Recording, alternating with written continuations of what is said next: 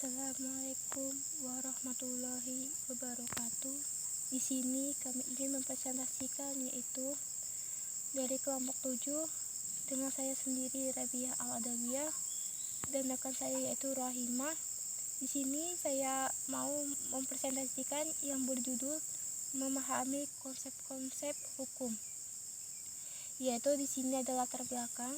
Jika membicarakan hukum, setidaknya selalu terkait dengan 4 hal, yaitu hukum, objek hukum, dan subjek hukum.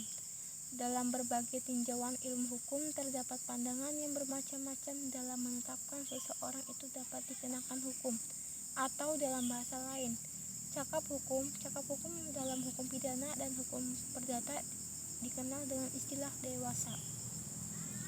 Yaitu bagian A, pengertian hukum. Hukum berasal dari bahasa Arab dan merupakan bentuk tunggal kata. Jamak adalah al-qas yang selanjutnya diambil alih dalam bahasa Indonesia. Menjadi hukum di dalam pengertian hukum terkadang pengertian berkalian erat dengan pengertian yang dapat melakukan paksaan.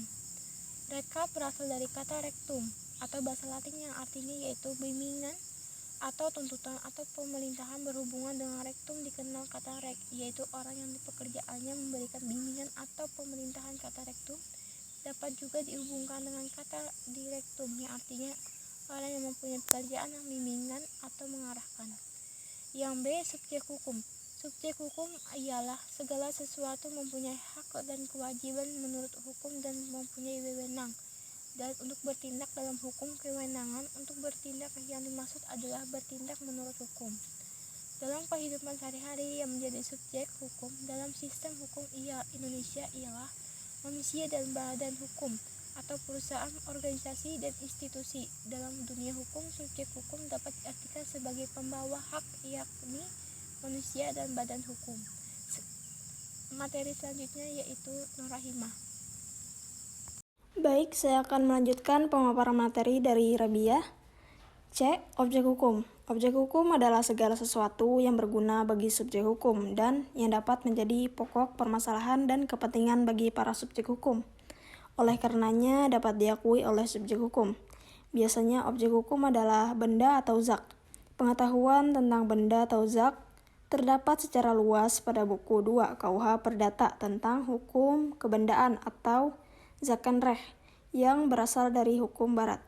Menurut ilmu pengetahuan hukum, benda itu dapat diartikan dalam arti luas dan sempit. Selanjutnya, hak dan kewajiban. Hak adalah kekuatan atau kekuasaan daripada persona untuk boleh melakukan sesuatu. Kewajiban adalah suatu peran daripada persona untuk harus melakukan sesuatu atau harus tidak melakukan sesuatu. Hak dan kewajiban sangat berhubungan erat. Kewajiban bersumber dari hak, dari adanya hak lahirlah kewajiban.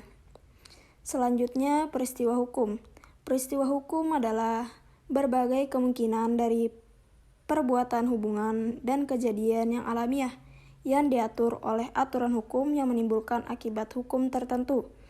Peristiwa hukum dapat berupa perbuatan hukum ataupun hubungan hukum. Selanjutnya, kesimpulan. Yang pertama, hukum berasal dari kata al-qas, reh, ayus, dan lex. Ada banyak definisi tentang hukum menurut para ahli. Secara umum, hukum adalah suatu sistem peraturan yang dijadikan alat untuk mengatur masyarakat dan untuk menjadi tujuan-tujuan serta memenuhi kebutuhan-kebutuhan konkret dalam masyarakat. Kedua, subjek hukum ialah segala sesuatu yang mempunyai hak dan kewajiban menurut hukum dan mempunyai wewenang untuk bertindak dalam hukum. Ketiga, objek hukum.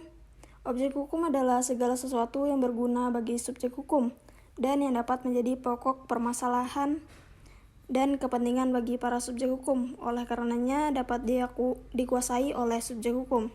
Keempat, hak adalah kekuatan atau kekuasaan daripada persona untuk boleh melakukan sesuatu. Kewajiban adalah suatu peran daripada persona untuk terus melakukan sesuatu atau harus tidak melakukan sesuatu. Kelima, peristiwa hukum adalah berbagai kemungkinan dari perbuatan, hubungan, dan kejadian yang alamiah yang diatur oleh aturan hukum yang menimbulkan akibat hukum tertentu. Mungkin itu saja. Materi dari kami, salah hilaf mohon maaf. Wassalamualaikum warahmatullahi wabarakatuh.